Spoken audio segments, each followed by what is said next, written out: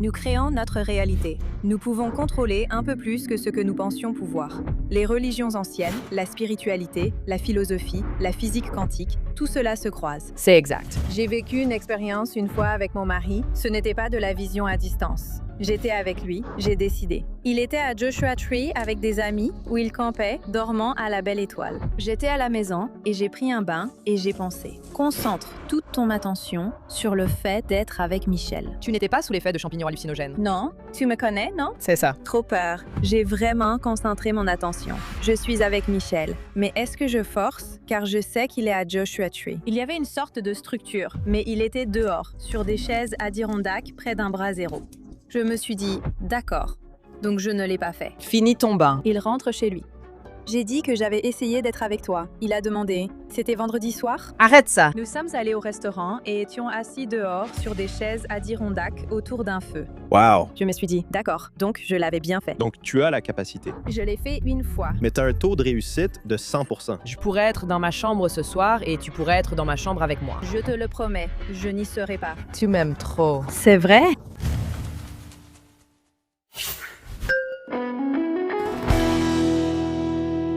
Bonjour, je suis Mayim Bialik. Et moi, je suis Jonathan Cohen. Et bienvenue dans la deuxième partie de notre conversation avec Lisa Kudrow, l'actrice multi-récompensée, star de Friends.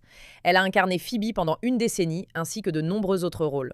Elle est aussi la vedette de The Comeback, une série en 3 saisons racontée sur près de 20 ans. Elle est en fait une grande fan de Mayim Bialik's Breakdown. Elle m'a contactée en privé sur Instagram, disant qu'elle admirait beaucoup l'émission et voulait discuter de ses épisodes préférés. Je lui ai demandé si elle accepterait de le faire en personne et elle a accepté. C'est une conversation incroyable. Nous avons hâte que vous écoutiez la deuxième partie de notre conversation avec Lisa Kudrow. Break it down. Il y a quelque chose que j'ai essayé de demander à d'autres acteurs auparavant et on m'a rembarré. Et ça peut sembler un peu fou, mais j'y crois vraiment. D'accord. Si j'avais ton expérience avec une variété de personnages avec lesquels j'ai eu une longue relation, je crois que ces personnages existeraient encore quelque part. Et que je leur rendrais visite de temps en temps. Parce que je les connaîtrais de façon si intime depuis si longtemps. Dans un moment de calme, si j'étais seul, en train de ranger ma chambre, je pourrais fermer les yeux et me demander où est ce personnage en ce moment? Et non seulement ils existent parce qu'une grande partie de leur énergie a été créée, mais en plus, tellement de gens ont une relation avec eux. C'est comme s'ils ne pouvaient pas simplement être enfermés dans une boîte et genre jetés.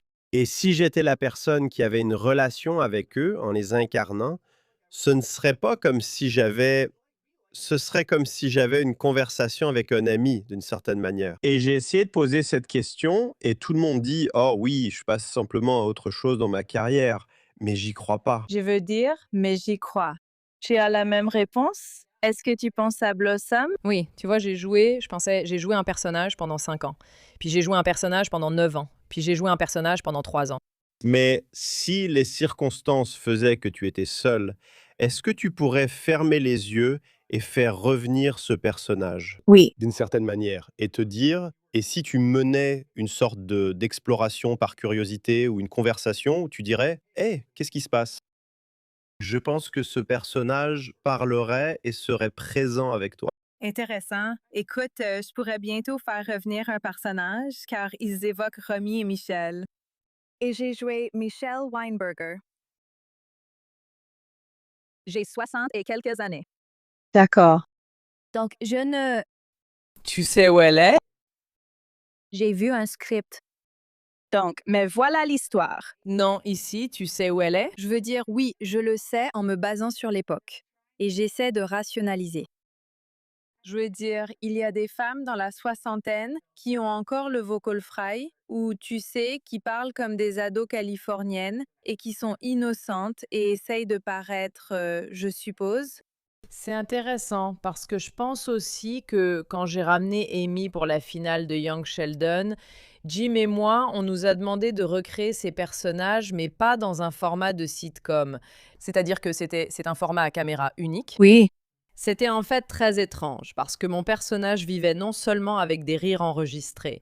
Ce n'est pas de ça qu'il s'agit. Non, je vois ce que tu veux dire. Il vivait avec l'énergie de centaines de personnes. Et beaucoup de choses que nous faisions tous étaient des choses que nous n'avions pas répétées toute la semaine. Mais quand le public est là et que tu peux surfer sur ce rire, en obtenir un deuxième et donner un mouvement de ton corps pour obtenir encore plus, ce genre de choses n'existe que dans cette dynamique d'une performance en direct. Donc c'était très étrange. Et la voix m'est revenue tout de suite, ainsi que la posture, tu vois.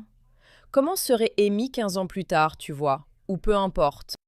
Mais il y avait quelque chose dans le rythme, c'est presque comme si je ne savais pas comment la faire exister en dehors de mise en place, blague. Dis-moi, Chuck Lorre, quoi faire, tu vois? Ouais, non, ça me hanterait. Ce serait vraiment décevant.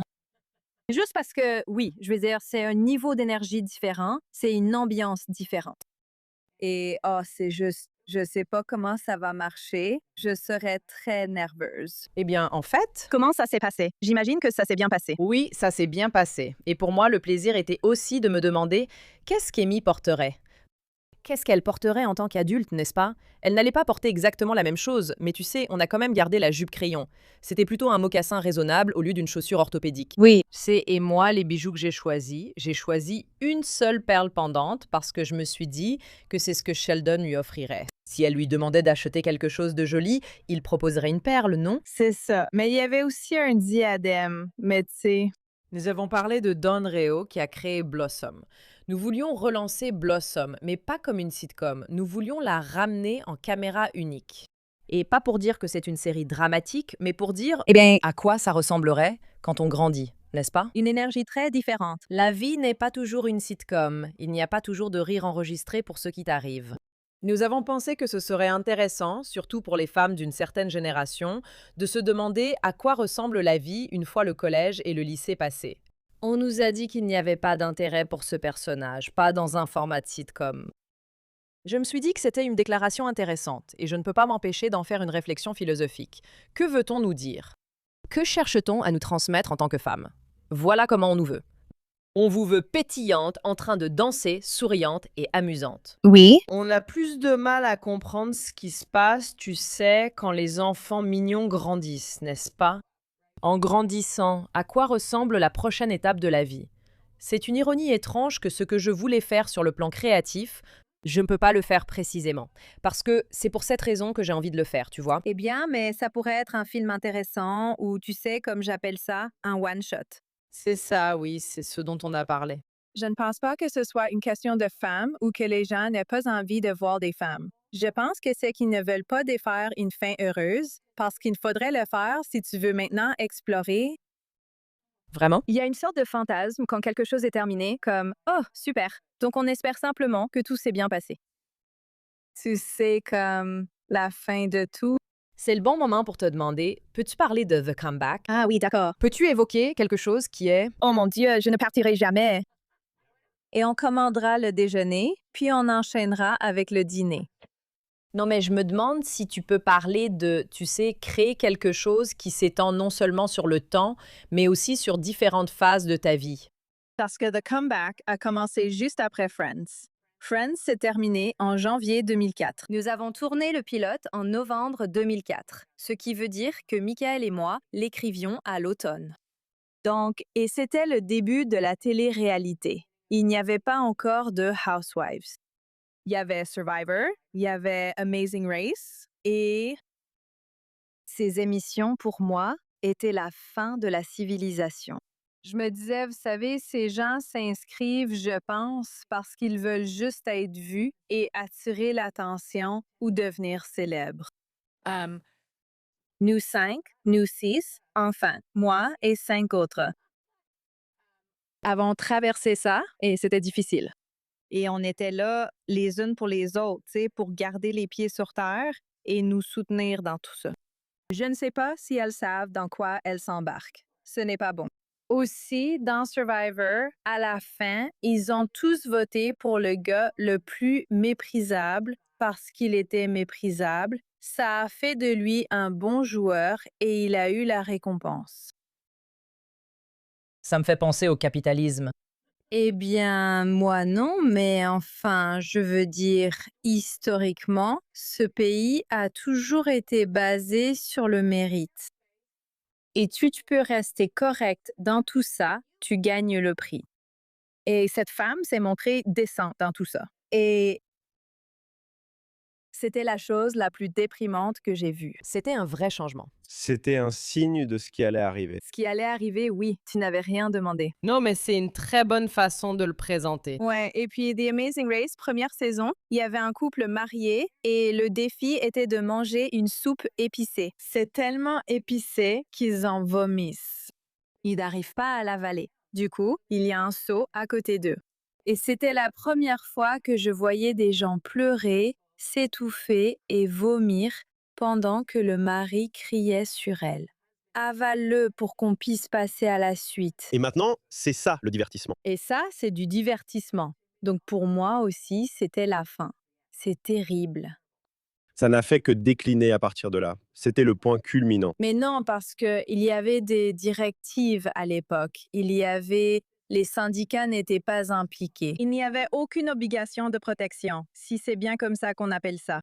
Donc, oui, enfin, mais bon. Et il n'y avait pas encore de housewives qui semblaient avoir un plan et savaient ce qu'elles faisaient.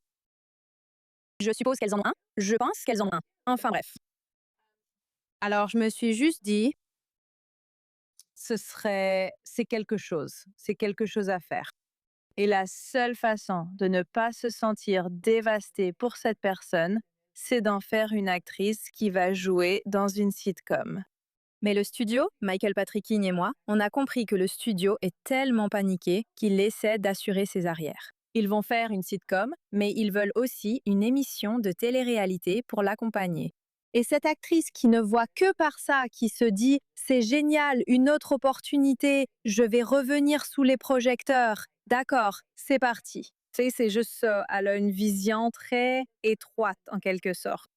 Et elle ne voit pas que la productrice, jouée de façon phénoménale par Laura Silverman, est là pour la manipuler, obtenir des images et essayer de faire la meilleure émission de divertissement possible. Oui. Et puis il y a le showrunner, joué par Lance Barber, qui a aussi joué le père de Young Sheldon. Et c'est pour ça que je suis ici. Mais hey, il est tellement abusif et punitif et il souffre. Il a écrit une série sur 4 femmes célibataires sexy dans la quarantaine, mais la chaîne lui a demandé « Fais-en quelque chose qui ressemble davantage à Friends ». D'accord? Ils l'ont fait, mais il fallait garder la femme de 40 ans car c'est l'émission de télé-réalité nécessaire. Trouve une solution. Donc oui, il va exploser. Ed? Les autres scénaristes dans notre salle d'écriture savaient que les showrunners abusifs étaient nombreux. D'accord, je ne m'inspirais pas de Friends. Je dois le préciser parce que ça revient sans cesse. C'est tellement proche du moment où j'ai terminé. En fait, la seule chose qui me rappelait Friends, c'était Juna et Valérie, la jeune et belle actrice, et qu'il n'y avait pas vraiment de compétition, tu sais, et qu'elle était gentille. La seule personne qui était vraiment gentille avec Valérie, c'était elle. Parce que c'était mon expérience sur notre série, je te jure, on s'aimait vraiment. Donc oui, et je ne savais pas vraiment qu'il y avait un procès avec l'assistante des scénaristes de Friends. Et je ne connaissais pas les détails. Je savais juste qu'il y en avait un, et je n'étais pas sûre. Et à l'époque, honnêtement, je me disais, oui, c'est ça une salle d'écriture, tu vois? Oui, pour donner du contexte, il y a eu un procès sur le langage et le comportement dans une salle d'écriture qui a finalement été jugé. C'est allé jusqu'à la Cour suprême et ils ont statué que, tu sais, c'était essentiellement normal pour ce métier. Pas la Cour suprême, la Cour de l'État. C'est ce que je voulais dire, désolé. Oui, ça, tu sais, eh bien, c'est comme ça. Et c'est comme ça qu'on se sentait, d'accord? Juste en regardant le monde. Voici, voilà les règles d'engagement. Et c'est ça la société. Donc c'est avec ça que tu dois composer. Et c'est difficile de s'y retrouver. D'accord.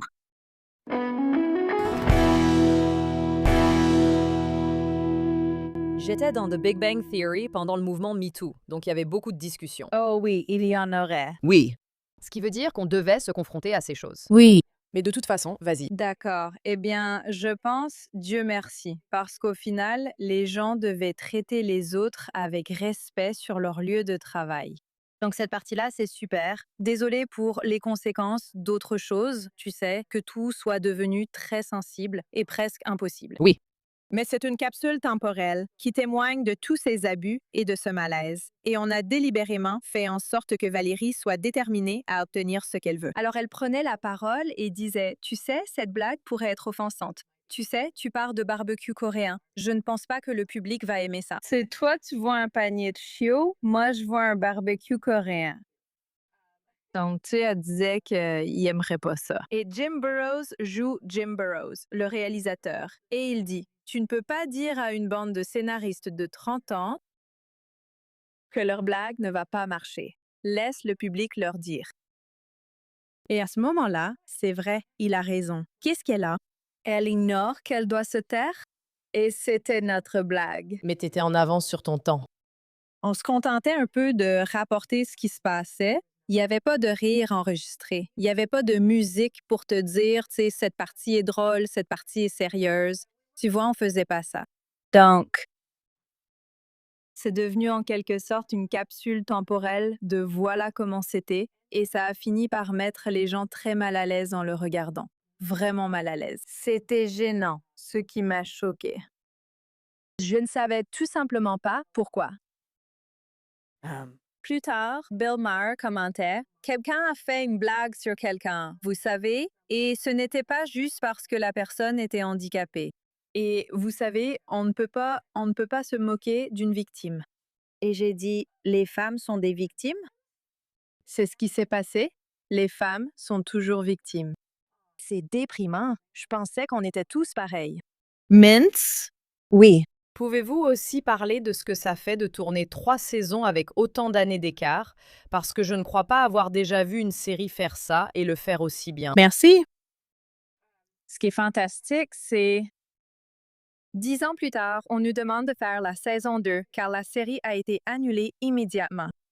Ça a vraiment mis quelqu'un de HBO très mal à l'aise. Mais c'est une autre époque. Le paysage télévisuel est complètement différent. Il n'y a plus autant de séries à 22 épisodes tournées en multicaméra. C'est tourné en caméra unique, une dramédie, une comédie, parce que le concept est drôle, mais il n'y a pas de blague. Et donc, oui, on place l'histoire dans ce contexte-là. Et d'ailleurs, le nombre de scénaristes dont vous avez besoin vient d'être réduit de moitié parce que vous n'avez pas besoin de 12 à 15 scénaristes dans une salle d'écriture pour 22 épisodes. Là, c'est 13 épisodes. Et puis on a notre Valérie, tu sais, cette fois-ci, on s'intéresse à son mariage et dans cette télé-réalité, elle y fait son retour. Maintenant, c'est une série documentaire ou ça va l'être, ou un documentaire que Jane réalise. Elle participe à une émission sur HBO. C'est très méta. Oui. Et cette fois, nous l'avons confrontée à des situations vraiment personnelles. Son coiffeur, qui est son plus grand soutien, et ce qu'elle a de plus proche d'une famille après son mari, a un cancer et il est malade. Et elle est aux Emmy Awards. Voilà comment ça s'est passé. Et elle est aux Emmy Awards, ce qui représente tout pour elle. Elle est nommée pour un Emmy. Allez! Et il ne peut pas y aller parce qu'il ne se sentait pas bien. Et en ce moment, elle est un peu séparée de son mari. Ils se sont violemment disputés. Et elle reçoit un message disant que son Mickey s'est effondré et qu'il est à l'hôpital. Assise au théâtre, elle ne peut pas rester là. Elle pense, laisse-moi appeler pour savoir ce qui se passe, puis quitte les caméras. Pour la première fois, Valérie apparaît sans les caméras de la télé-réalité. En les quittant, elle réalise qu'elle ne peut plus retourner dans ce théâtre parce qu'elle ne peut pas ne pas savoir ce qui lui arrive. Elle ne peut pas. Elle va à l'hôpital. Les gens ont eu l'impression que, comme Pinocchio, elle est devenue une vraie personne, un véritable être humain. La 3e saison est intimidante à réaliser car beaucoup pensaient que c'était la meilleure fin pour cette histoire. D'accord. Et encore plus. D'accord, eh bien, débrouille-toi. Mais Michael Patrick King a dit, d'accord, on n'a rien trouvé. Je ne sais pas ce qui serait assez important. Maintenant, c'est devenu un événement, ça doit l'être. Et Mal a dit elle décroche le premier rôle dans une série multicaméra, son genre préféré, ce qui est génial, mais c'est la première écrite par l'intelligence artificielle, et il a dit, parfait, c'est exactement dans ce genre de machine à broyer qu'elle se jetterait. C'est hilarant. Oui, c'était drôle, c'est bien. Et nous avons dû faire des recherches et parler à des gens en restant principalement dans le domaine du divertissement, en se concentrant surtout sur l'écriture. Parce que oui, ça pourrait facilement arriver. C'est ce que j'ai entendu dire. Les publicités, surtout non syndiquées, se font probablement déjà, je suis sûre qu'il y a des choses qui se font. Et c'est Valérie. Donc, elle ne regarde pas la situation dans son ensemble. Qu'est-ce que ça signifie pour l'humanité? Elle est juste contre au début parce que les scénaristes vont me détester. C'est pour ça qu'il y a eu toute cette grève. Et son mari, c'est un homme d'affaires, il travaille dans la finance. Eh bien, c'était un peu plus que ça. C'était à propos du streaming. Elle dit, non, j'y étais, je sais, j'ai passé une journée avec eux sur le piquet de grève. Et tu sais, c'est ça le méchant. L'intelligence artificielle, c'est le méchant. Je ne peux donc pas avoir de réunion sur une émission comme celle-ci. Et puis elle se rend compte, eh bien, je ferais mieux parce qu'elle vient juste de faire un film. Elle pensait que c'était une expérience terrible sur un film indépendant. C'est comme, bon, quelqu'un m'offre quelque chose. Alors, allons au moins voir. Et le directeur du studio, joué par Andrew Scott. Oh, yeah. C'est le meilleur acteur vivant, je dirais, en ce moment. Il lui fait savoir, oh non, nous avons des scénaristes. Il ne lui dit pas qu'ils servent juste de prête-nom. Il faut avoir des scénaristes, oui. Et tu sais, Valérie cherche juste à entendre que c'est bon, comme si quelqu'un lui donnait la permission. Voilà, c'est réglé. Mais parce que les scénaristes ne sont là que comme prête-nom. Ils ne vont pas participer à l'écriture. Jim Burrows accepte de réaliser. Il veut juste voir ce que c'est. D'accord. Et la fin, il veut voir ce que c'est. Il dit que ça ne sera jamais génial car ils ne sont pas investis. Dommage, beau rôle pour toi. Et c'est aussi oui. Une intelligence artificielle l'a choisi pour le faire. Donc oui, il y a donc des problèmes pratiques avec l'intelligence artificielle. Elle hallucine encore. Donc, il y a ça. Et elle se rend compte, premièrement, à contre-cœur, qu'elle est maintenant la seule responsable et que ça n'intéresse personne. Deuxièmement, elle se rend compte qu'il nous faut un scénariste humain. Nous avons besoin de 2 ou 3 scénaristes humains parce que, oui, ça peut aller vite et sortir plein de blagues, mais il faut quand même un humain pour décider quelle blague sera bonne. Et puis, si jamais quelque chose tourne mal en cours de route, il y a un obstacle du studio parce qu'ils en font trop avec l'intelligence artificielle. Oui, désormais, vous ne pouvez en utiliser qu'une petite partie. Donc, il nous faut un scénariste humain et personne n'écoute. Et donc, au fond, c'est ça le message. Ce n'est pas en faveur de l'intelligence artificielle. Ce n'est pas contre non plus, vous savez. Mais c'est la réalité à laquelle nous faisons face. C'est ce que nous voulions que ce soit. Je pense que dans chacune des saisons, comme tu les décris, tu as réussi à toucher à ce qui est dans l'air du temps. Où en sommes-nous? C'est une capsule temporelle. Oui, c'est sûr. Tu sais, mais en fait, chaque émission s'avère être une capsule temporelle. Je ne sais pas s'il y a déjà eu une émission qui ait eu la capacité de saisir le temps d'une manière aussi unique, à cause de l'espacement des saisons, ce qui est incroyable. Donc, c'est une capsule temporelle pour le paysage télévisuel. Oui. Et puis, ce que nous voulions aussi faire, c'était montrer que Valérie, celle pour qui vous aviez tellement de peine que vous voyez comme une victime ou une victime écervelée, ne l'est pas. Elle créait sa propre réalité tout le temps.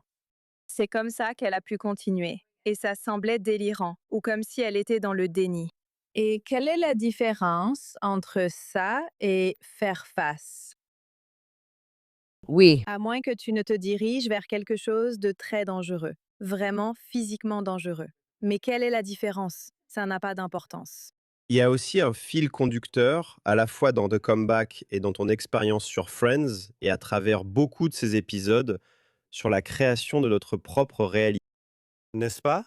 C'est comme quand tu as parlé de ton personnage dans The Comeback. Tu sais, peut-être que tu pourrais décrire la fin et cette scène finale que tu as partagée avec nous au début. Parce qu'il y a une relecture des attentes de tout le monde, non? Même avec ton fils, si tu avais dit, eh bien, le médecin en sait plus que moi, donc je vais simplement accepter tout ce qu'il dit. C'est une manière de percevoir ta réalité. Et pour être honnête, avec mon fils, il y a eu des moments où je me suis dit, ok, mince, je suppose. Oh mon Dieu, j'ai regardé Rain Man et je me suis demandé, est-ce que c'est ce qui va arriver? Non, et ce n'était pas le cas. Mais tu sais, bien sûr. Ouais, mais prendre ce qu'elle a dit et l'évaluer avec du recul, au lieu de penser que je dois forcément le faire. Mais je pense qu'il est important que les gens sachent que même si tu es assez sûr de quelque chose, ce n'est pas à chaque seconde et à chaque minute. C'est sûr? C'est juste que, heureusement, le doute est momentané. Alors, ne te sens pas trop mal. Ou qu'il y a une autre façon de voir les choses. Même se faire renvoyer de fraisière, on peut le voir d'une certaine manière, ou on peut commencer à se dire, attends, il y a peut-être plus d'informations. Et je pense que tous les podcasts reviennent à l'idée qu'il y a peut-être plus que ce qu'on réalise vraiment. Après qu'il se passe quelque chose de désagréable, n'est-ce pas? Et puis, finalement, ça s'arrange.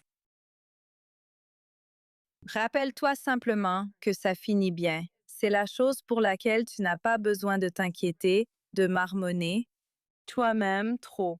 Tu n'as pas besoin de trop souffrir. Ça va aller. Et vraiment, je ne sais pas si ça va être encore une fois, ça recommence. Ça pourrait être vraiment stupide.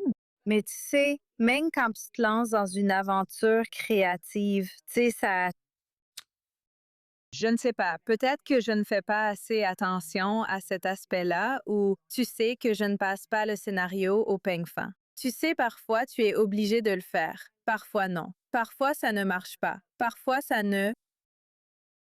Dieu merci, quand ça n'a pas marché, je dois le dire. Et comme c'est agréable quand les choses ont fonctionné, faire confiance au fait que ça va aller. Tu sauras quand tu devras y mettre les efforts nécessaires. Tu sauras quand tu devras y mettre les efforts nécessaires. Donc Dieu a deux réponses. Oui et pas maintenant. J'ai quelque chose de mieux. Ce qui m'a le plus frappé avec la vérité, c'était, je crois, James Gladfelter. Oh mon Dieu, je l'adore. Ouais, c'était une conversation incroyable, vraiment incroyable. Parler de, tu sais, religion ancienne, spiritualité, philosophie, tout ça se croise, et puis la physique quantique, tout ça se croise. Et ça m'a rappelé, tu sais, qu'en judaïsme, il n'y a pas de mot pour Dieu. Il n'y a pas de Hachem qu'on puisse prononcer. Tu ne peux pas. Il n'y a pas de nom parce que c'est sans nom, ce qui ressemble beaucoup à un champ d'information. Aussi, très souvent, c'est traduit par tout ce qui est, tout ce qui était, tout ce qui sera un jour. Oh là là. J'en ai parlé, je l'ai dit. Tu en as parlé? Oui, j'en ai parlé. Le fait que l'un des noms les plus courants pour Dieu, tu sais, celui qu'on utilise dans l'Ancien Testament, tu ne peux pas le prononcer. C'est ça. Tu n'as pas le droit de le prononcer. C'est ça. Et donc même les initiales, tu dois les séparer ou quand tu l'écris, on ne l'écrit pas. Et c'est un acronyme pour était, est et sera. Et que toute cette idée, même quand tu essayes de comprendre quelque chose qui te dépasse, tu ne peux pas le saisir complètement, ce qui ressemble beaucoup à une particule et à sa fonction d'onde, non? Oui. Tu ne peux pas vraiment le cerner. Je dis oui, je comprends. Non, mais jusqu'à ce que l'effondrement de la fonction d'onde te donne un seul point. Le principe d'incertitude de Heisenberg. On ne peut connaître à la fois position et vitesse. Pour moi, c'est divin. Quand on me demandait comment on peut être à la fois une personne de foi et une personne de Dieu, je disais, regarde le principe d'incertitude de Heisenberg. Peut-on imaginer plus incroyable que de ne pas pouvoir connaître quelque chose quand on essaie de le cerner, sauf à laisser la fonction d'onde s'effondrer? Tu sais, la croyance ou la foi de quelqu'un ne repose pas sur l'histoire de Sodome et Gomorre, tu sais, comme avec Lot.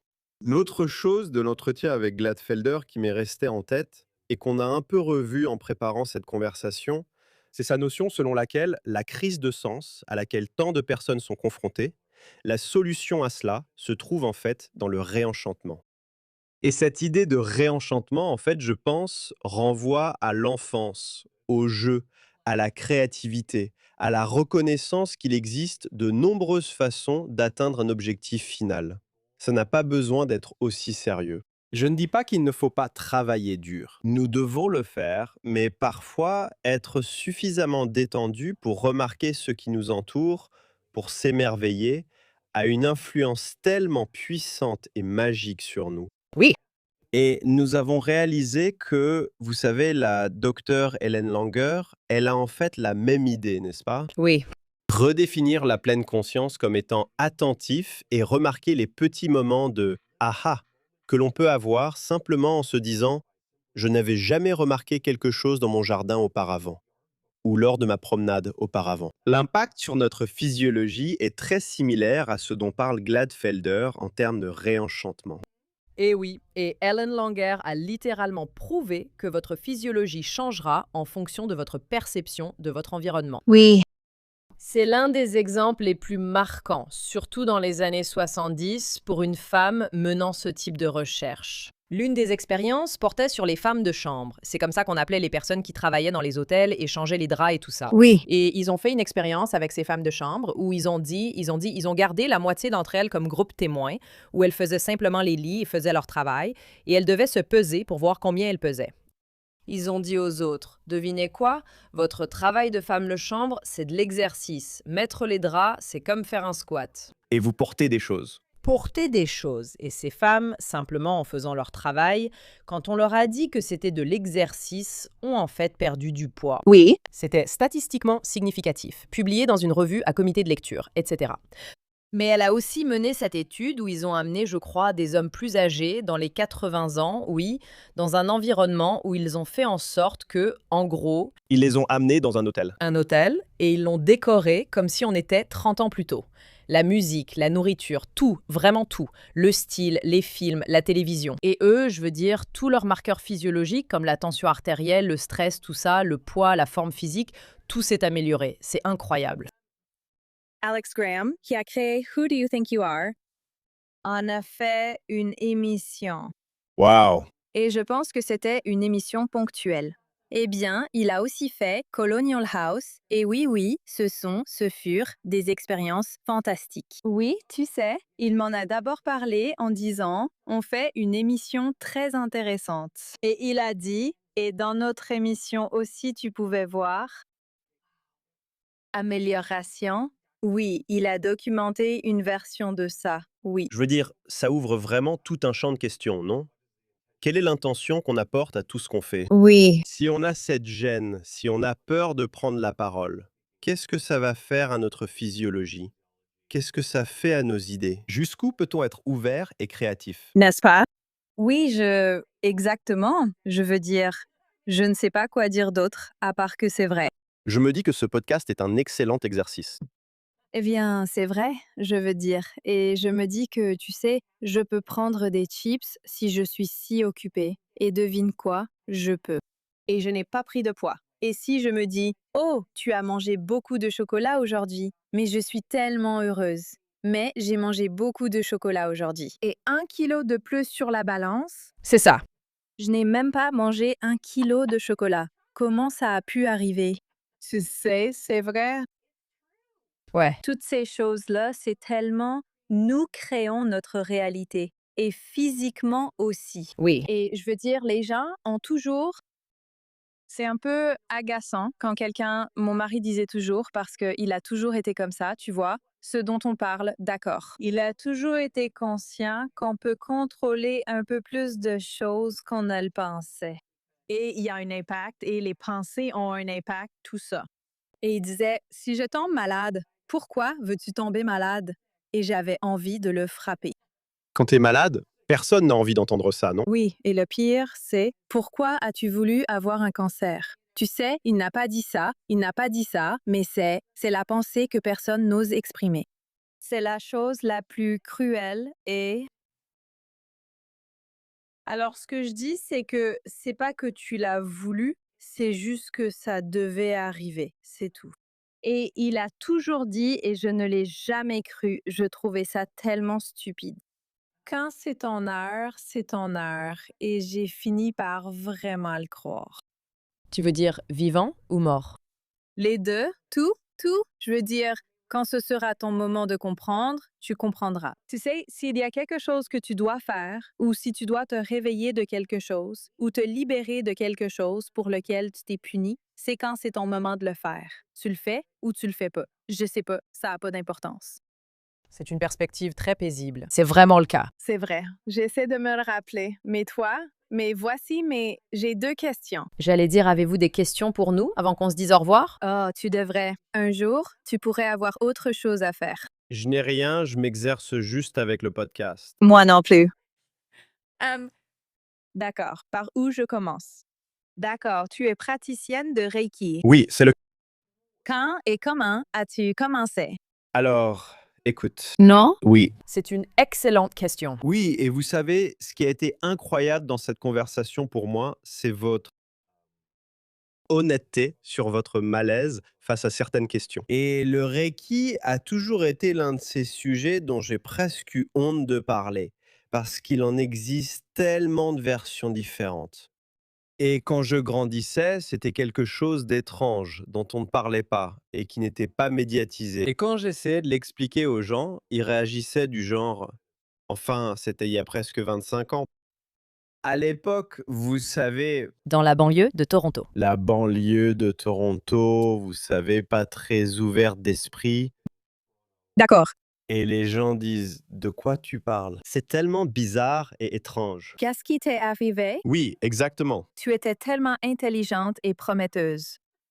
Ouais, et c'était genre bizarre, tu sais, tout ça, enfin bref. Donc pour faire court, ce qui s'est passé, c'est qu'il y a eu un drame familial.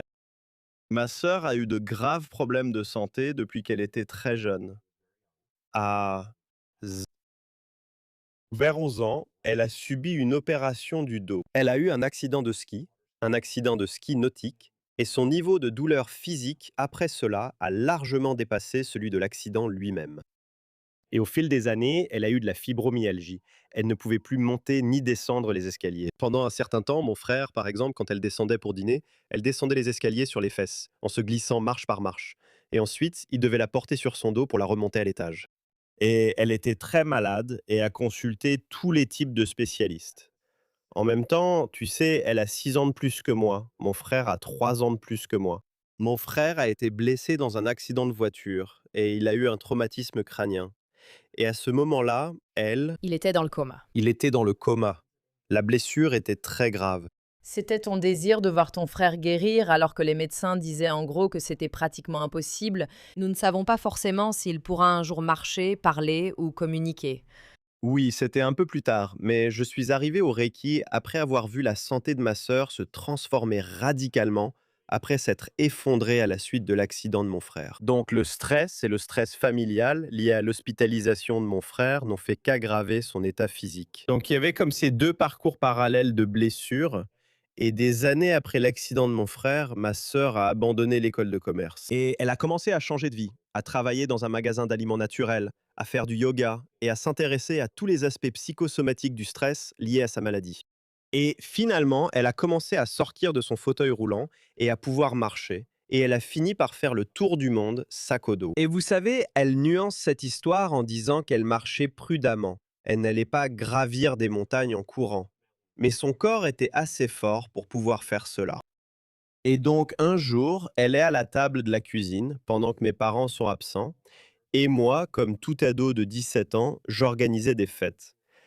Et je vais attraper quelque chose dans le grille-pain parce que je me suis préparé un encas. Et je me brûle 3 doigts de la main droite sur la grille du four grille-pain. Je vais les passer sous l'eau froide. Et elle me dit, pourquoi tu me laisses pas te les prendre entre mes mains? Je ne sais pas ce qu'est le Reiki, mais je vois des cloques se former sur mes mains. Et je lui demande, de quoi tu parles? Elle me dit, assieds-toi. Alors elle prend mes doigts dans ses mains et je plaisante avec elle. On savait qu'elle avait un truc derrière la tête, elle était végétarienne et on trouvait ça fou. C'est ça. On ignorait ce qu'était le yoga. Je me demandais, dois-je chanter? Que faire? Elle m'a dit, assieds-toi là et tais-toi. Je sentais mes doigts pulser. Et 10 minutes plus tard, les ampoules avaient presque disparu. Et j'ai dit, eh bien, c'est plutôt cool. Comment as-tu fait ça? Et elle me dit, eh bien, tu sais, elle m'explique, c'est du Reiki. Et je réponds, cool. A-t-elle une intention particulière en tenant tes mains entre les siennes? Maintenant, je te demande aussi d'expliquer le Reiki. Eh bien, je peux expliquer le Reiki, qui est...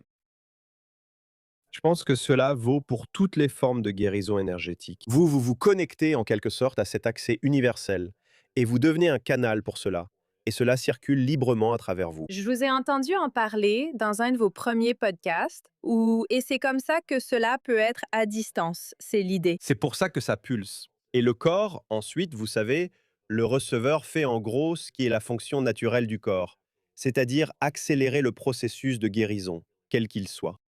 Mais c'est une grande idée. C'est vraiment une grande idée. C'est comme, eh bien, si on enlève les limites liées au problème, notre tendance naturelle est de revenir à une certaine forme d'équilibre. Je ne veux pas jouer les troubles faits, mais les pulsations pouvaient aussi venir de la blessure et pas forcément du Reiki. Mais je ne suis pas censée dire ça. Oui, c'est vrai. Je dis ça, c'est tout. Tu n'as jamais ressenti de pulsation? Tu n'as jamais senti de vague? Oui, mais je veux dire que dans ce cas, on ne peut pas affirmer que le Reiki a causé ces sensations, car il aurait pu s'être brûlé les mains et ressentir ces pulsations pour cette raison. Ça aurait pu être ça. Le scientifique dans la pièce dira que c'est un témoignage anecdotique. Les cloques n'étaient peut-être pas aussi graves que dans mon souvenir. Moi, je me souviens qu'elles l'étaient. Je me souviens qu'elles avaient baissé après cela. Quel était le mécanisme? Une semaine plus tard, je me retrouve dans le sous-sol de la femme qui enseignait à ma sœur, car il y avait un cours. Et c'est un adolescent. Et je suis un adolescent. Oui. Et c'était un cours de Reiki niveau 1. Et j'ai dû promettre de finir le cours si mes parents acceptaient de payer pour moi, parce que j'avais l'habitude de m'inscrire à des choses puis d'abandonner. Et je pensais que j'allais apprendre une sorte de formule secrète que je pourrais prononcer et qui provoquerait une guérison miraculeuse. Et il s'est avéré que c'était pas du tout le cas. Que Dieu vous bénisse. Ouais, c'est ce que je pensais à 17 ans. Et j'étais assis là à me dire, il parle d'énergie, de se purifier et tout ça. Et c'est tellement lent et ennuyeux. Et cette femme parle beaucoup. Et c'était un cours de 4 jours. Et le dernier jour, on recevait et on donnait des séances en tant que praticien pour apprendre à faire ça.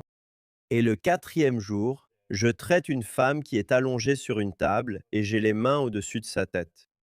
Et il y a cette pulsation dans ma main que je ne comprends pas.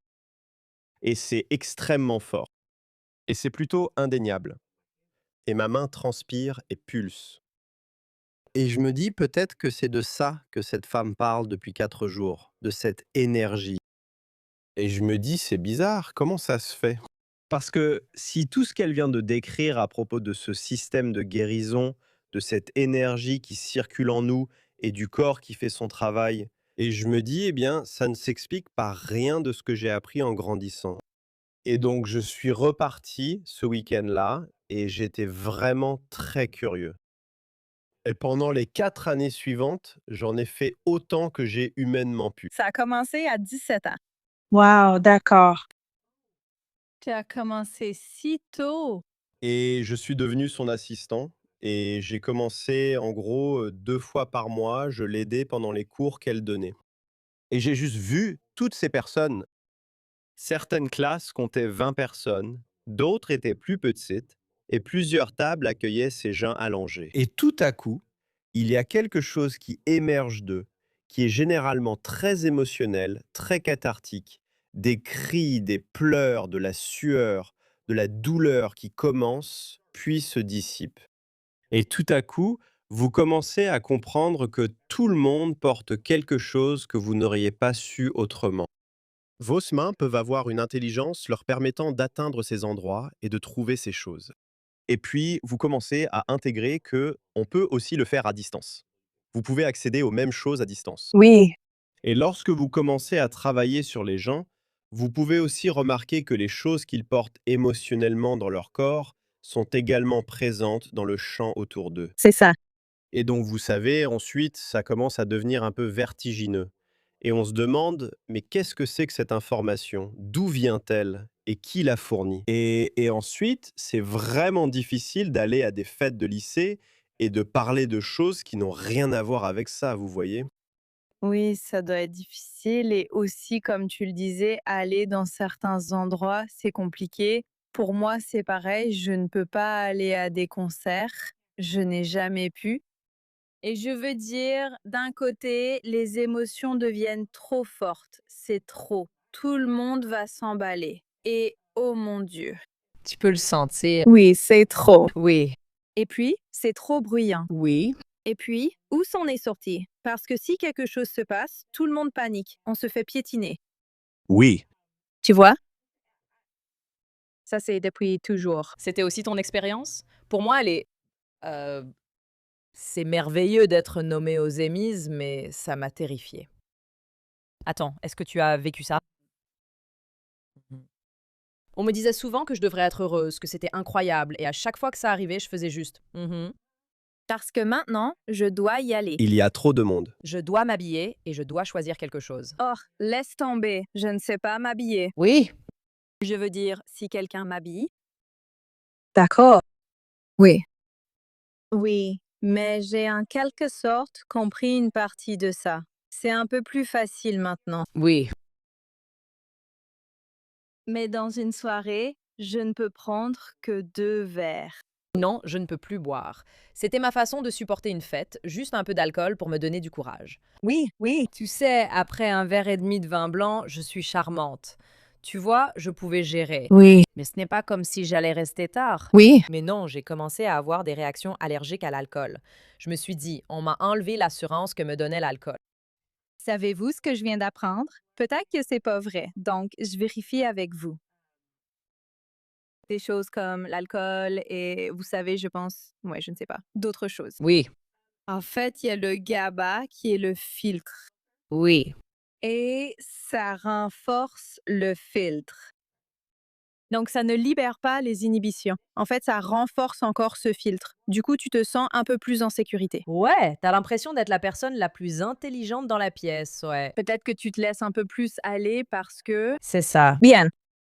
Waouh, je ne savais pas ça. Oui, oui, je ne savais pas jusqu'à récemment. Tu avais 2 questions. C'était ta question pour Jonathan à propos du Reiki. Oui, Reiki, je suis totalement partante. Et comme tu parles du placebo, du nocebo, mon père disait toujours tout le monde ignore le placebo. C'est réel, c'est 40%. De nombreux médicaments, donc une efficacité de 40%. Quelle est donc la différence? Et personne ne s'y intéresse. Mais je trouve ça vraiment intéressant. C'est pour ça que je continue de dire en quoi la nature de l'échange importe. C'est vrai. Et si tu sais, tu peux simplement te dire, je vais manger du chocolat parce que ça va me rendre heureuse. Peut-être la noradrénaline et le chocolat et tu sais, certains neurotransmetteurs, donc tu te sens mieux, non? Ou alors tu l'as juste fait toi-même parce que tu as pris une décision. Et tu as fait l'association avec cette action que cela va provoquer le résultat que tu recherches. D'accord, mais si jamais ça ne marche pas, enfin bref, je sais pas. Maintenant, je me souviens plus de ce que j'allais te demander. Oh, tant pis. Désolée, madame. Il faudra que tu reviennes. Oh, bien sûr. Tu as encore 6 heures devant toi, le temps que je griffonne une phrase. Alors, Mayim, non, ma question pour toi portait sur, je t'ai entendu parler de Kundalini, de yoga, de méditation. C'est vrai. Nous avons parlé de la Kundalini. Et ça t'affecte? Oui, j'ai eu quelques expériences. Nous avons eu, j'essaie de me rappeler à qui nous avons parlé, c'était Sue Morter, qui parlait d'être une matérialiste totale. Je pense que c'était son histoire, et une sceptique. Federico Fagin en a aussi parlé. Parfois, on est frappé par quelque chose. C'est ça. Et l'exemple de Federico, c'est qu'il vaquait simplement à ses occupations. Il était dans la cuisine au milieu de la nuit, en train de prendre un encas, et tout à coup, il a été frappé par une lumière qui a traversé son âme et lui a donné un sentiment de connexion. C'est ça. Donc il y a des poses, des postures, la respiration, toutes ces choses. Et c'est ça la montée de la Kundalini. C'est l'énergie que, vous savez, certaines branches du yoga ont décrite pour cet endroit. J'ai vraiment ressenti des choses. Et avec la Kundalini, il y a beaucoup de mouvements répétitifs que nous faisons. Donc il y a beaucoup de choses somatiques qui s'activent. Il y a une pulsation que l'on commence à ressentir. Pour moi, c'est un peu comme si tout était pareil, non? Ce sont juste différentes façons d'essayer d'atteindre la même chose. La même connexion avec la source ou cette sensation d'émerveillement, n'est-ce pas? Cette sensation de «ah», Oui. n'est-ce pas? Ce sentiment, cette forme de certitude en quelque sorte. Oui. Oui. Mais je veux dire, est-ce que ça aide vraiment? Genre, est-ce que tu peux t'en servir? Si tu es anxieuse à propos de quelque chose, est-ce que tu peux l'utiliser pour J'ai constaté que différentes techniques de respiration peuvent être utiles. Eh bien, je pense que ça dépend. Je pense que c'est aussi pourquoi on consulte autant d'experts et de personnes différentes. Ce qui fonctionne pour une personne ne fonctionne pas pour une autre, n'est-ce pas? Il y a tellement de façons différentes d'y arriver. Pour certaines personnes, c'est la respiration carrée. Pour d'autres, c'est la méditation en marchant. Pour d'autres encore, c'est la méditation transcendantale. Comme Thomas Campbell, il semble voler dans la stratosphère. Et je pense que pour d'autres personnes, c'est comme pouvoir se rappeler qu'il y a une sorte de guidance, que nous avons un but ici, que tout n'est pas aléatoire, que c'est pas parce que je traverse quelque chose de difficile, ça veut pas dire que ça fonctionnera plus jamais ou que ma relation, vous savez, j'aimerais plus jamais quelqu'un. Je pense que ça aussi, vous savez, c'est différent pour chaque personne. Oui, je pense que la chose la plus difficile, c'est de savoir ce qui t'appartient à toi de gérer et ce qui ne t'appartient pas, ce qui est le problème de quelqu'un d'autre. Je pense que la plupart des gens ne connaissent pas la différence. En fait, c'est toi qui m'as le plus appris à ce sujet, plus que n'importe qui d'autre. Moi? Oui. Pourquoi? Parce que j'ai tellement de choses que tu veux t'approprier alors que tu sais très bien qu'elles ne sont pas à toi de réparer. Eh bien, la notion d'Alanon dans les groupes et ce niveau de compréhension, c'est que les gens ont du chaos dans leur vie et tu peux les aimer, vraiment tenir à eux et vouloir tellement leur bien. Mais en réalité, quel est ton rôle pour les aider et les soutenir? Et qu'est-ce qui va simplement t'embourber dans ce qu'ils traversent déjà? D'accord. Ça, c'était ma première grande leçon. Et c'était dans un groupe Alanon. Une fois, une personne qui a juste parlé de... Si ton nom n'est pas mentionné, ce n'est pas ton problème. C'est comme ça qu'on le dit. C'est intéressant. Par exemple, si ton nom n'apparaît pas dans l'énoncé d'un problème, ce n'est pas ton problème. Cela ne signifie pas que tu t'en fiches ou que tu n'es pas impliquée, aimante ou soutenante. Mais pour pouvoir faire cela, comme tu l'as dit, sans que ça devienne ton problème, et j'ai vécu ça, tu sais, en tant que mère, tes enfants vont vivre des choses. Et parfois, c'est vraiment, vraiment difficile de faire la différence entre ce qui les bouleverse et ce qui te bouleverse. Ou qu'est-ce que ça fait de ressentir de l'empathie, tu vois, pour ton enfant, pour un ami, pour ton parent, sans que ça te consume, n'est-ce pas? C'est un énorme défi. Et ce qui était intéressant, c'est que, tu sais, il y a aussi une certaine porosité dans notre physiologie, n'est-ce pas? Quand on laisse entrer des choses qui ne nous appartiennent pas, elles peuvent aussi avoir un impact sur notre système immunitaire, sur notre façon de guérir. Oui. Oui. Pour moi, là où j'en ai le plus besoin, c'est face aux choses qui me mettent en colère. Et si quelqu'un, je me dis, moi, je déteste vraiment qu'on me mente, comme tout le monde.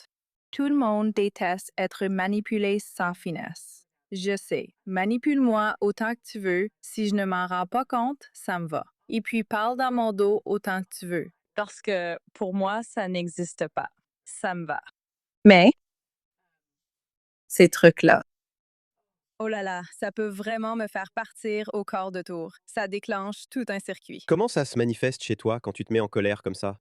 Eh bien, ça prend différentes formes, mais c'est beaucoup de gros mots.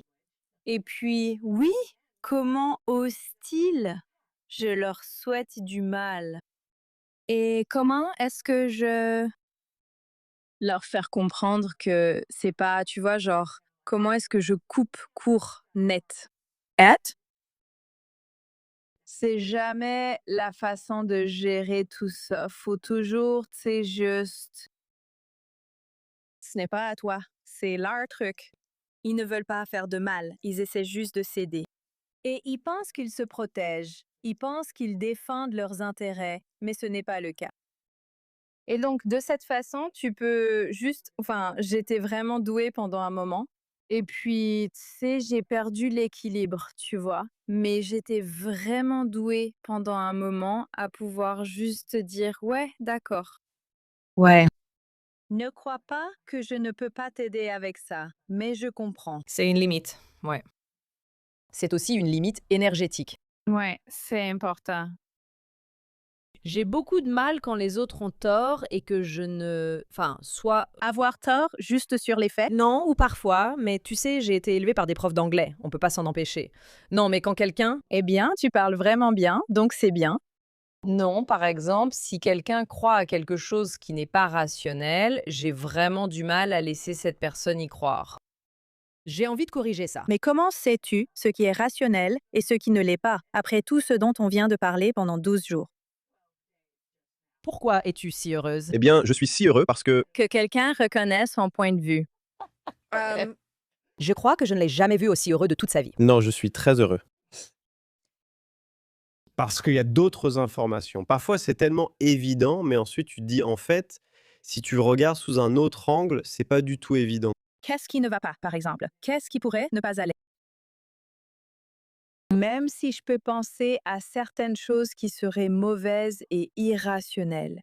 D'accord, je vais juste donner un exemple, genre. Je ne sais pas si c'est un bon exemple. Si quelqu'un est, vous savez, dans une relation abusive, vraiment destructrice, et que pour ses propres raisons n'a pas envie de partir, C'est ça. et il pourrait dire quelque chose comme «Oh, eh bien, vous savez, je ne peux pas partir parce que je ne pense pas pouvoir me le permettre, donc je vais juste rester.» Et ma réponse, si j'étais autorisée à la donner, serait «Avez-vous regardé les possibilités? Il existe des moyens d'obtenir de l'aide si vous devez fuir une relation abusive.» C'est très difficile pour moi de me dire « Oh, eh bien, c'est leur chemin. Ils ne vont pas s'en sortir. Ça, ce n'est pas du tout difficile pour moi. C'est leur chemin. » Vraiment? Ce n'est pas difficile. Non. Ce n'est pas que tu ne ressens pas la douleur. Je comprends. Je comprends parfaitement. Oui. Mais on ne me le demande pas. Il ne cherche pas d'aide pour s'en sortir. Il dit simplement, en gros, voilà pourquoi j'y suis encore. Et ça n'a même pas d'importance. Et voici pourquoi. Ils disent juste que j'y suis encore. Et prenez les gens au mot. Eh bien oui. Aussi, quand ils seront prêts, ils en sortiront d'une manière ou d'une autre. D'une façon horrible ou D'une façon plus saine. d'une façon plus saine. Ouais, c'est ça. C'est difficile pour toi de les voir encore en plein dedans parce que tu connais la douleur qu'ils traversent. Eh bien, et aussi, je n'aime pas, tu sais, s'il y a une raison qu'ils inventent qui n'est pas vraie. Alors oui, tu as raison. C'est juste ce qu'ils ont besoin de dire, parce qu'ils ne sont pas prêts à partir. Ils ne sont pas prêts à partir. Parfois, tu ne vois simplement pas cette autre option. C'est ça. Et parfois, les gens demandent, tu sais, Parce que je veux dire, la seule chose que tu pourrais me dire, c'est oh, tu voulais le faire? J'irais même pas jusque-là. oui, Tu attendrais qu'ils te demandent de façon plus formelle, est-ce que tu connais d'autres moyens? Parce que là, ça montre qu'ils sont prêts à chercher des alternatives. Même si, rationnellement, c'est ce que je dis. c'est ça. Ce ne serait pas la chose à faire. Mais je me connais et je sais que je dirais, si tu veux vraiment changer quelque chose, je pourrais te dire 2 ou 3 choses qui pourraient peut-être marcher pour toi. D'accord. Tu sais, je veux dire, oui, et puis je dirais, je suis vraiment emballée par ces idées. Donc, je vais t'en parler quand même, tu sais, et voir si ça t'inspire quelque chose. Oui. Donc, pendant que je dis ça, mais je ne m'en fais pas pour ça parce que ce n'est pas mon problème. Tu es très doué pour résoudre les problèmes. Moi, Oui, eh bien, mon cerveau est fait pour ça. Oui. des énigmes. J'adore les énigmes. Moi aussi. J'adore les énigmes. Vraiment? Quel genre d'énigme? Je n'aime pas les puzzles. Quel genre d'énigmes tu aimes si ce n'est pas les puzzles? Tu aimes les jeux de lettres? J'aime les jeux de lettres. Comme les mots croisés. Oui. Tu aimes Wordle? Oui, j'aime bien. D'accord. C'est bon. D'accord. Ouais. D'accord. Mais alors, quel type de casse-tête préfères-tu? J'aime bien, je sais pas, sur mon téléphone. Oui. Ah oui, oui. Des casse-têtes? Des jeux d'association. J'aime certains casse-têtes, mais je ne veux pas y passer trop de temps. C'est très bien. Oui, personne ne devrait le faire. Oui, parce que je veux me détendre. As-tu l'impression que ton chemin était prédéfini? Oui, c'est le cas.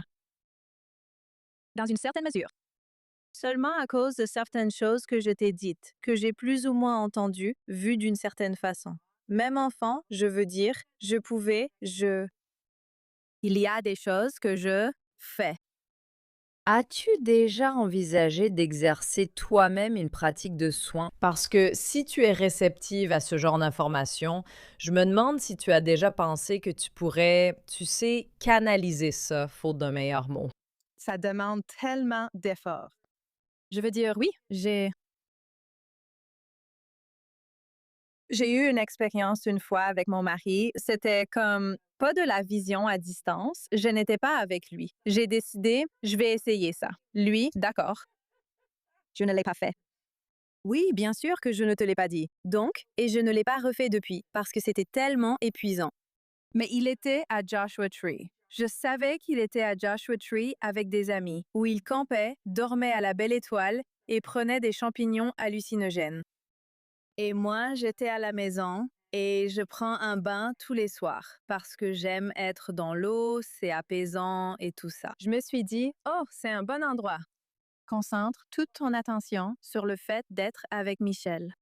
Sois simplement avec Michel. Tu n'étais pas sous l'effet de champignons hallucinogènes. Non. D'accord. Tu te souviens de moi? Hi, trop peur. Et Je me suis vraiment concentrée et j'ai commencé. D'accord? Je suis avec Michel. Je suis avec Michel. Je suis avec Michel. Est-ce que je force? Je sais qu'il est à Joshua Tree, alors n'impose pas. Je suis avec lui. Oh. Oui, ce n'est pas ça. Et je n'avais pas vu juste. Il était dehors. Il y avait une sorte de structure, mais il est dehors sur des chaises Adirondack. Joshua Tree, du camping et un brasero.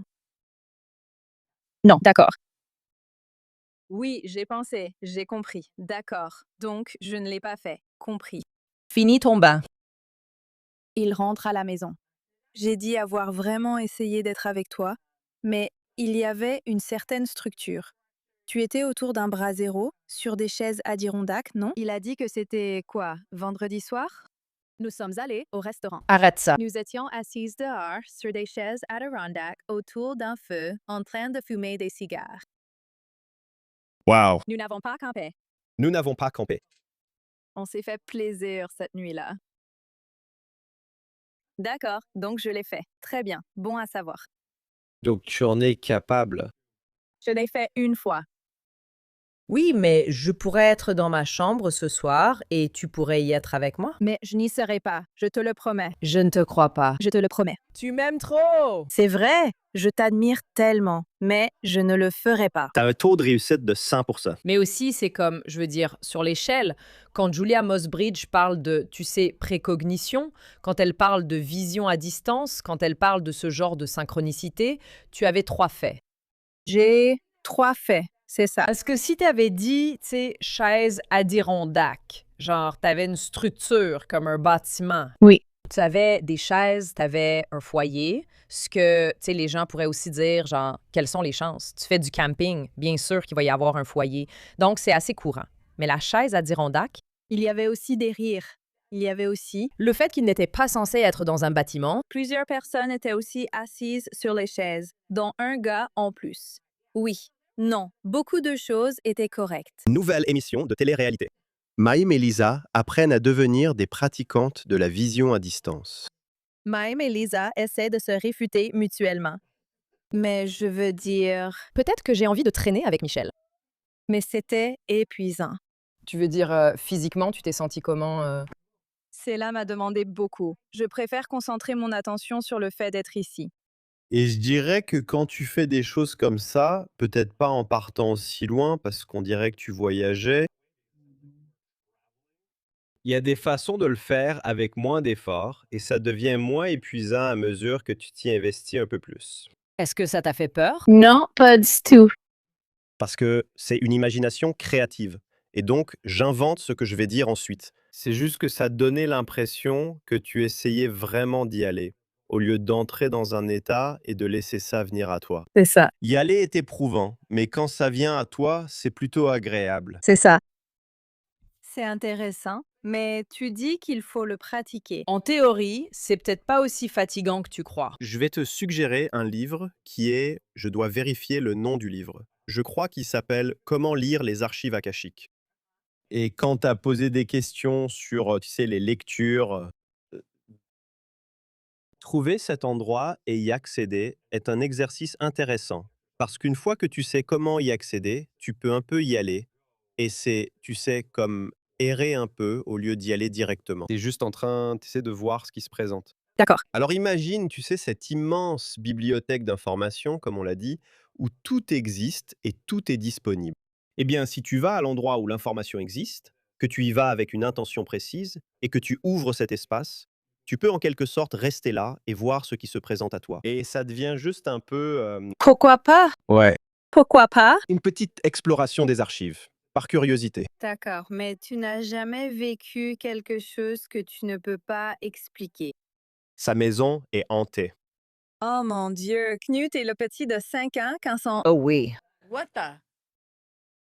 C'est quoi? Oui, Henri, avec son fils Henri, c'était pas ça, c'était... Eh bien, Henri vient de corroborer ce qu'il a vécu. C'est exact. Nous parlions du moment où Kevin Knuth a vu un homme dans la chambre de son enfant. Pas un homme. Non, c'était un enfant. C'était un enfant, Je suis désolée, c'était un enfant.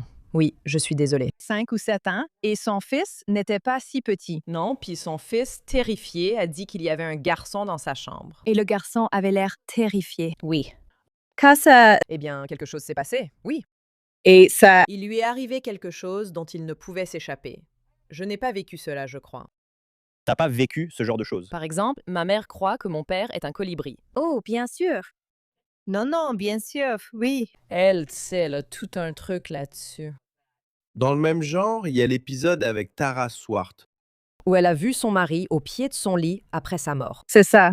Et vous savez, elle ne l'a pas dit exactement comme ça, mais elle a dit quelque chose comme j'ai fait partie d'équipes qui recommandaient d'institutionnaliser les personnes qui auraient affirmé avoir vécu l'expérience que j'ai eue. Toute sa vision du monde a sûrement changé. Alors, vous savez, comment pouvons-nous, en tant que personne, être à la fois ouverts à ce type d'informations, mais aussi, comme vous l'avez expliqué, être ici, maintenant, présent et disponible. Et ne pas, vous savez, être au volant en se disant que des fantômes me guident vers la mauvaise sortie. Oui, mon plus jeune en plaisantait en disant qu'il voit des gens morts. Je dirais qu'il a des capacités de perception particulières. Mais ils lui font peur, ils ne lui font pas peur. Quand il était jeune, il disait qu'il y avait une obscurité dans la maison. J'achetais des lampes, pensant que c'est ce qu'il voulait dire, mais ce n'était pas ça. Il y avait quelque chose qu'il ressentait, vous voyez. D'ailleurs, je pense aussi qu'avec les enfants, on projette beaucoup de symbolisme. Vous savez, ils ont dit ça, ils se sont trompés, ils voulaient dire ceci. Et s'ils savaient vraiment ce qu'ils disaient, Oui. c'était le mauvais mot pour une raison précise. Toutes ces choses qu'ils inventent et qu'on se dit, oh, C'est pas mignon? c'est tellement mignon. Oh oui.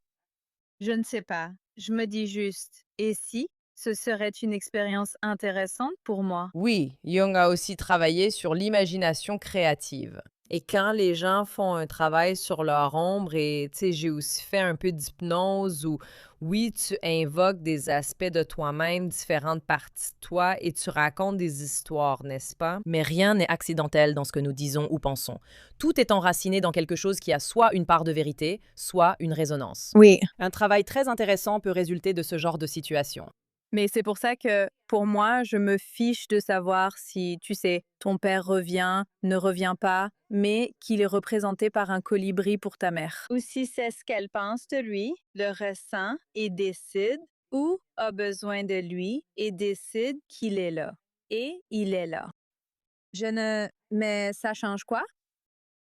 Les gens seraient tellement plus heureux si la vie ressemblait davantage à un jeu d'improvisation, où l'on rencontre les gens là où ils en sont, non? Au lieu d'essayer de convaincre quelqu'un que le colibri n'est pas l'association qu'il a faite, ce qui nous met simplement en opposition, et si au lieu de ça, je mettais de côté ce que je pense, juste assez longtemps pour entrer, Oui, hey. Oui, hey. entre dans ton monde.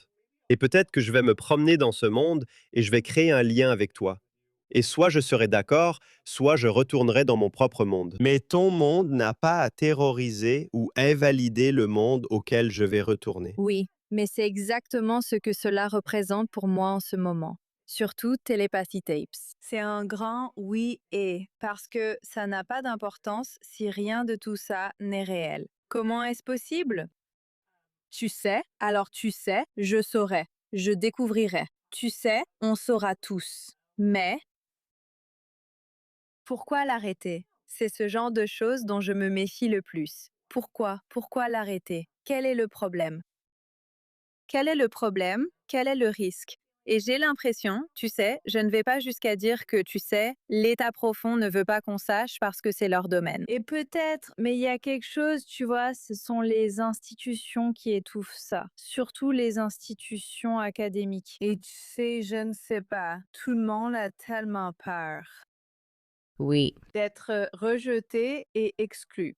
Et quelqu'un en a parlé, C'était ouais, une neuroscientifique que je connais qui a eu une révélation en méditant, mais aussi, et donc tout a changé, mais disait ou quelqu'un disait, je ne me souviens plus exactement. oui, mais tu sais, il y a beaucoup de femmes et de femmes plus âgées qui font ce travail, et aussi des hommes. J'ai dit, mais c'est parce qu'une fois qu'elles sont à la retraite, elles sont libres de parler. Elles ne dépendent plus de leur travail, d'obtenir une subvention ou de publier ou... Je suis trop vieille pour m'en soucier. Oui, donc d'une certaine manière, tu n'as pas reçu Rupert Sheldrake, n'est-ce pas? Non, pas encore. On a parlé de lui, parce qu'on en a parlé avec DJ Young et on en a aussi parlé à propos de Telepathy Tapes, parce que ça revient dans un des épisodes sur la communication animale. D'accord. Allez, Je veux dire, allez. quiconque a eu une connexion très profonde avec un animal sait qu'il se passe quelque chose. Oui.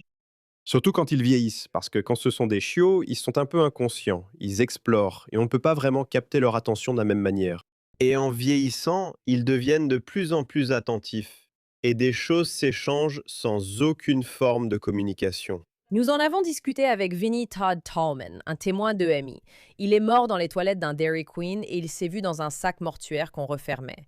C'est une histoire récente. Oui, c'est plus récent. Oui, tu n'as pas vu celle-là. C'est un épisode incroyable. C'est un épisode incroyable. Il a toujours aimé les animaux, mais après son EMI, alors qu'il a été mort environ 2 heures dans un sac mortuaire. Et puis un ambulancier a littéralement dit « Je pense qu'il n'est pas mort » et il l'a ramené à la vie. Toute cette histoire est incroyable. L'ambulancier racontait que certains disaient « Ne touche pas au corps, tu vas te faire virer ». Mais lui pensait « Non, je sens que ce gars n'est pas mort ». Bref, ce que Vignier a dit, c'est qu'avant son expérience de mort imminente, il aimait les animaux, mais qu'après, il est revenu avec une façon de communiquer. Et il était là avec notre chien, qui d'habitude ne s'entend pas bien avec les hommes. Le chien est allé droit vers lui, l'a regardé dans les yeux. Il lui a dit « Tu as été blessé, alors tu es ici pour guérir les gens. » Moi, je me demandais « Que se passe-t-il » Il a dit qu'après son EMI, il est revenu avec la capacité de ressentir leur conscience, leur façon de communiquer. C'est ce que ce chien communiquait.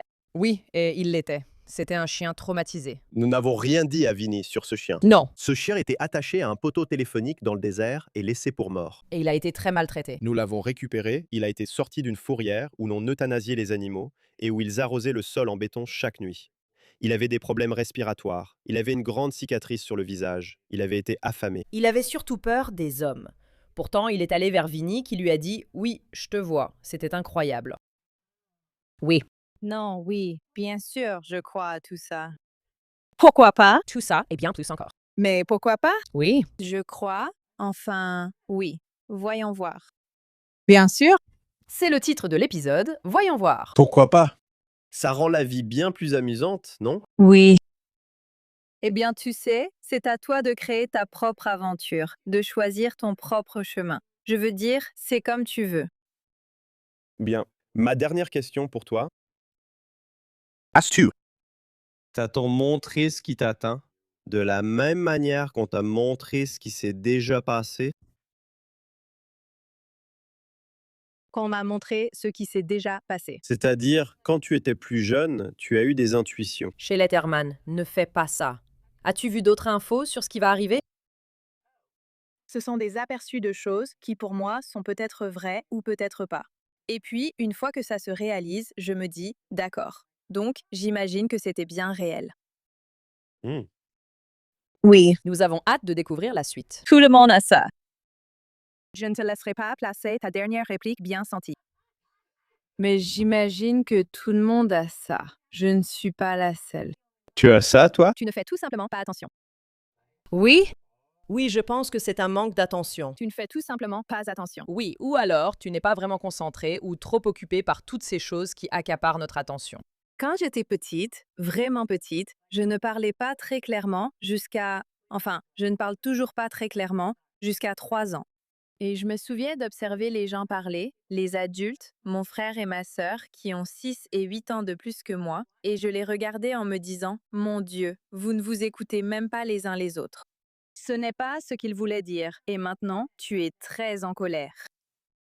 Et tout ça devient incontrôlable juste parce que vous attendez personne, vous n'écoutez pas. Et je me disais, on devient plus bête en vieillissant. Comme tu ne vois plus les intentions des gens, tu deviens stupide. Lisa, ça va t'arriver aussi, je suppose. Ça va m'arriver à moi aussi. Mais s'il te plaît, souviens-toi juste de ça. Souviens-toi juste de cette pensée. Donc j'ai certaines choses. Souviens-toi juste de ça. Waouh!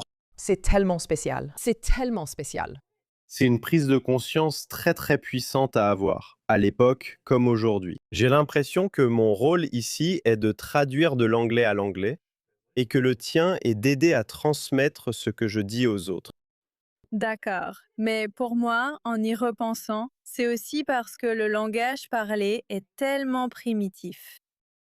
Je veux dire, c'est aussi rudimentaire que le feu par rapport à ce que la communication peut sans doute être. C'est ce qu'on entend à propos de la communication télépathique. Et quand j'ai entendu ou senti que j'avais reçu des messages de quelqu'un d'autre, c'est que tu ressens leurs intentions bien plus que ce que le langage peut réellement transmettre. Oui, c'est ça. Par exemple, je pourrais savoir exactement ce que tu viens d'entendre. Et ce n'est pas ce qu'il voulait dire. Mais waouh, tu arrives avec tout un tas d'informations qui influencent tout. Je ne veux pas appeler ça un phénomène psychique parce que la voyance a une mauvaise connotation, mais quels étaient les 4 autres? Oui, il y a la clairvoyance, c'est celle que les gens connaissent, mais il y a aussi la clairaudience, il y a la claircognizance. C'est la claire cognition. Oui, tu as beaucoup de claircognition, c'est comme ça que ça s'appelle. Cette conversation était vraiment délicieuse. Je sais. J'ai dit, je sais. Elle avait tout prévu à l'avance. Je suis ravissante. Moi aussi. Où est-ce que les gens... Les 3 jours entiers. Où les gens peuvent-ils trouver toutes les infos sur The Comeback ou autres sujets que tu souhaites? The Comeback, les 3 saisons complètes est sur HBO Max, ou peu importe comment ça va s'appeler. Merci beaucoup. Merci, j'adore votre podcast. Merci, j'aime tout ce que j'apprends dessus. Jonathan, je ne savais pas à quoi m'attendre en invitant Lisa. J'ai eu une conversation très agréable avec elle, complètement en off. Et elle n'était vraiment pas sûre de ce dont elle allait parler. Elle s'est révélée une invitée fantastique et a donné son avis sur plusieurs de nos épisodes préférés. Je lui ai dit alors qu'elle partait, à la 3e heure, on obtenait encore plus d'informations, des histoires incroyables, et ce qu'elle décrit sur la façon dont les adultes se méprennent les uns les autres. Oui, Ça m'a vraiment frappé, parce que je me souvenais d'être enfant et de regarder les gens en me disant « il y a un tel décalage ». Et en vieillissant, on compte de plus en plus sur notre esprit rationnel et de moins en moins sur notre ressenti. Et quand on n'arrive plus à ressentir quelqu'un, tout à coup, il y a des conflits. tu as en fait beaucoup de choses en commun avec Lisa Kudrow. Je crois que vous venez du même village. Peut-être qu'on est cousins. Vous êtes sûrement cousins. Jonathan, c'était vraiment génial. Je suis très contente d'avoir fait cet épisode. C'était spécial. De notre analyse à la crise qu'on espère que vous n'aurez jamais, on se retrouve la prochaine fois. It's Maya Bialik's breakdown. She's gonna break it down for you. She's got a neuroscience PhD.